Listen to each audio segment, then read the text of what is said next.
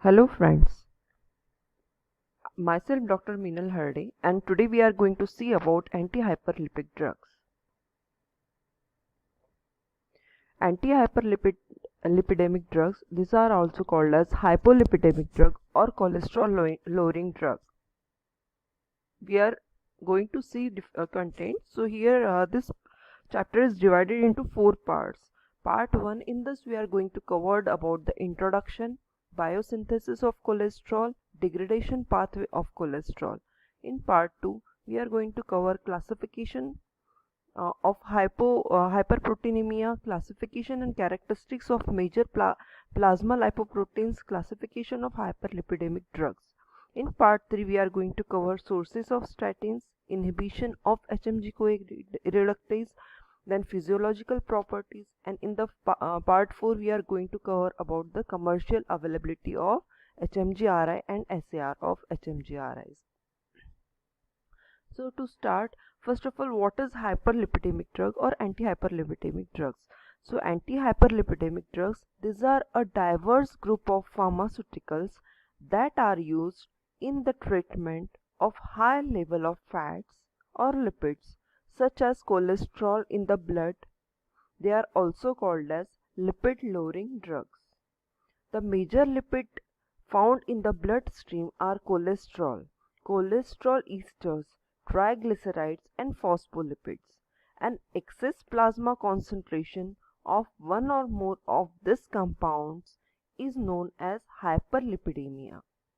Because all lipids require the presence of soluble lipoproteins to be transported in the blood, hyperlipidemia ultimately result in increased concentration of this transport molecule is a condition known as hyperlipoproteinemia. Hyperlipoproteinemia or hyperlipidemic condition has been strongly associated with atherosclerosis, lesion and coronary heart diseases. So before starting this antihyperlipidemic agents, it is very important to understand the biosynthesis pathway as well as degradation pathway of cholesterol. After that we can start with the antihyperlipidemic agents. So this is the cycle of cholesterol synthesis which is represented on the screen, and this cholesterol is very important for the synthesis of various biomolecules in our body. So cholesterol is a C27 steroid that serves as an important component of all cell membranes and are precursor for progesterone, estrogen, androgen and androcorticoids. It is synthesized from acetyl-CoA, which is represent at the start of the cycle. In the first stage of biosynthesis is the formation of isopentenyl pyrophosphate from 3-acetyl-CoA molecule. The conversion of HMG-CoA to mevalonic acid is important because it is primary control site for cholesterol synthesis. The reaction is catalyzed by HMG-CoA reductase and reduces the ester of HMG-CoA to a primary hydroxyl group. In the second stage, coupling of 6-isopentenyl pyrophosphate molecule is happened to form sequelin. Initially, 3-isopentenyl pyrophosphate molecule are condensed to form farcinyl pyrophosphate, which is a C15 intermediate. 2 farcinyl pyrophosphate molecule are then combined using similar type of reactions. The next stage involves the cyclization of sequelin to lenosterol.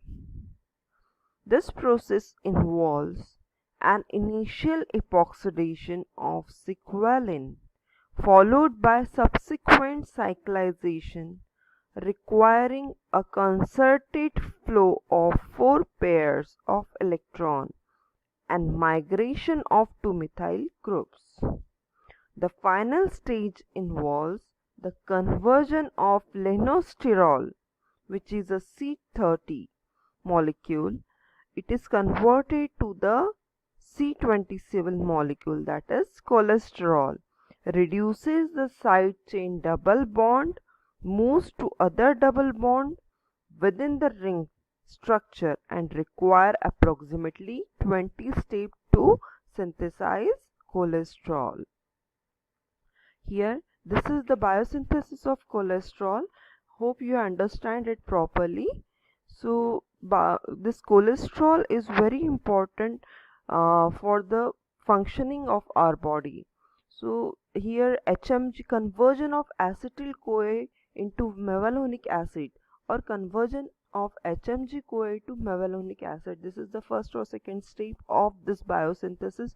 This is the very important which we require during the study of antihyperlipidemic agent. This we have to keep in mind. Now we are going to see the degradation pathway.